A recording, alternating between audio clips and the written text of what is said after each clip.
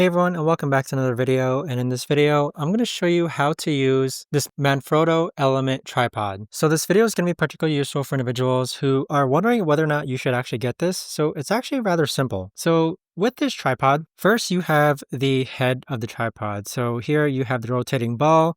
This also rotates down in case you need the camera to point down.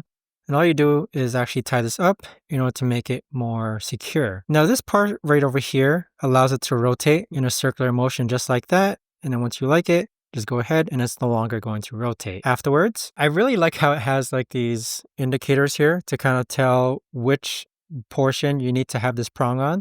So if you have it spread out to right over here, that means the legs are going to spread out like that. If you have it set to the middle, that means the legs are going to spread to the middle. And then if you have it over here, that means the tripod itself is actually going to invert. So sorry, can you actually see the logos? So I usually have it to the middle portion. And so all the legs, as you can see, are set towards the middle right over there and then right over there. Now for the middle portion of the tripod, which is this part right over here, you could actually go ahead and twist this knob so that it rises up and down. And with that, in order to make it taller, you have two adjustable points. So you have this set of adjustable points, and you also have this set of adjustable points.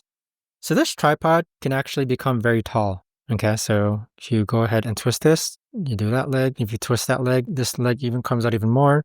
So I apologize, it actually has 3 adjustable points, not 2. So it has one adjustable point here, one adjustable point here, and then another adjustable point there. So when I'm using this tripod, because I don't need it to be so tall, I normally ever only adjust these portions here just because I feel like that's the most secure. And with that, that's essentially how to go ahead and use your ManFrotto Element Tripod.